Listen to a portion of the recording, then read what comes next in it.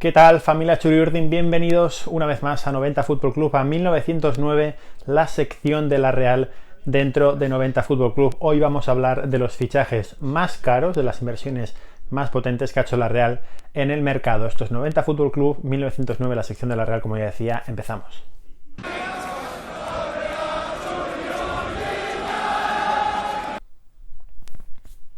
Vamos a empezar el top 10 desde el final.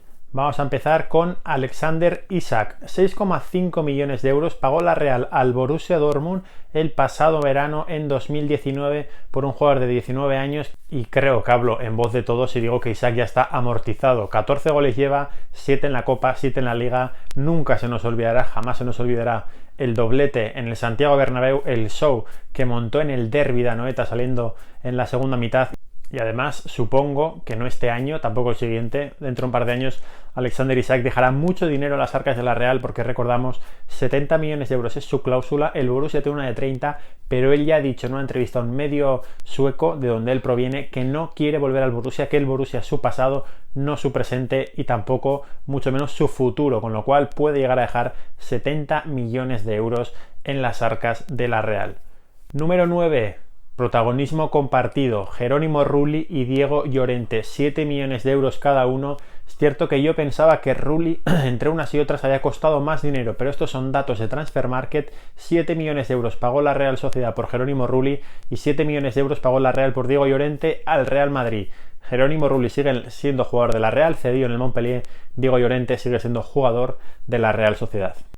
El 8 y el 7, dos jugadores que probablemente dan la razón a aquellos que dicen que la Real no tiene que hacer grandes dispendios en el mercado. Número 8, Jonatas de Jesús. 7,2 millones de euros por el 50% de su pase pagó la Real. Yo he de decir que a mí Jonatas me gustaba, marcó goles, se pegaba con quien hiciera falta y me parecía un buen delantero. Ese año explotó Imanol Aguirreche y de eso Jonatas no tuvo ninguna culpa. Jugando pocos minutos más que él, tampoco os creéis que muchos más, metió 7 goles, lo cual tampoco estaba nada mal.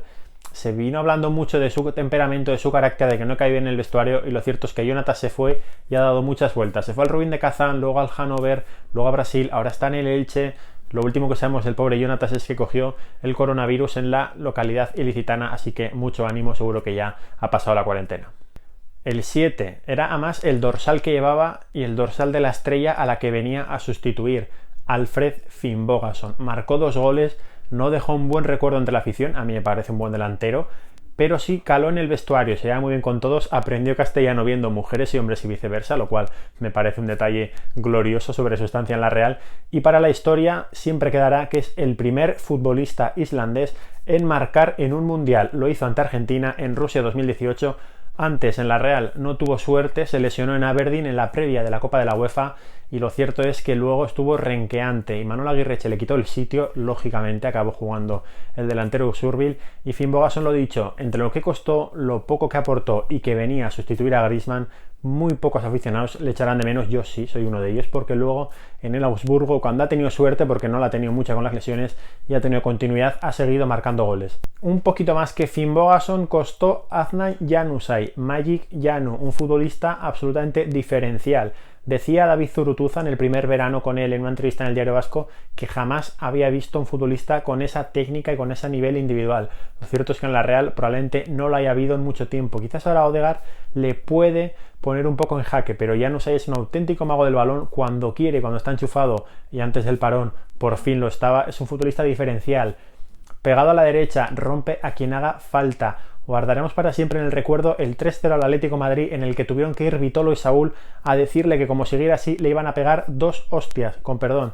Lo hizo, fue una tarde maravillosa de Januzaj, que acabó esa temporada como un tiro. Lo decía esta semana también en un vídeo, le rompió la cintura a Yerry Mina antes del Mundial, se ganó el billete a ese Mundial con Bélgica, en el que fue tercero, y marcó un tremendo golazo frente a Inglaterra. El gol que llevaba todo el año intentando, el de Vela, meterse hacia adentro y pegarle al palo largo, lo consiguió Januzaj, que en la Real, como decía, ahora mismo, y después de haber tenido quizás un pie fuera el pasado mes de enero, aunque él dice que no, está jugando o estaba jugando a muy buen nivel. 8,5 millones costó desde el Manchester United. Llegamos ya al club de los 2 dígitos. 10 millones de euros costó Christian Portugués, y quien ponga en duda que fue un buen fichaje, por favor, que vaya dejando el vídeo y que entregue las armas y pida perdón. Christian Portugués llegaba del Girona, se pagó la cláusula Incluso haber pagado 20 por él, que era la cláusula que tenía el Girona en caso de no descender, me habría parecido un fichajazo, porque Portu aporta todo lo que a la Real le faltaba: verticalidad, hambre, muerde absolutamente a todos. Es el máximo asistente del equipo, a pesar de que últimamente no ha jugado mucho y además ha marcado 7-8 goles en diferentes escenarios. Es un jugador que siempre querré en mi equipo. El número 4 es un poco trampa, porque Darko Kovacevic sí costó 10,6 millones, pero en dos fichajes diferentes. Según yo recuerdo, os dije, del Sheffield costó 4 y del Lazio costó 6,6, lo que hace un montante de 10,6. Si entráis en Transfermarkt veréis que parece que la Real pagó 17 millones de euros a la Lazio por él. Yo creo que eso no fue así. Así que se queda en el top 4 con 10,6 millones de euros, uno de los mejores fichajes, ya os lo dije, de la historia de la Real Sociedad. Entramos en el podium y aquí supongo que pocas dudas sobre la rentabilidad de los fichajes.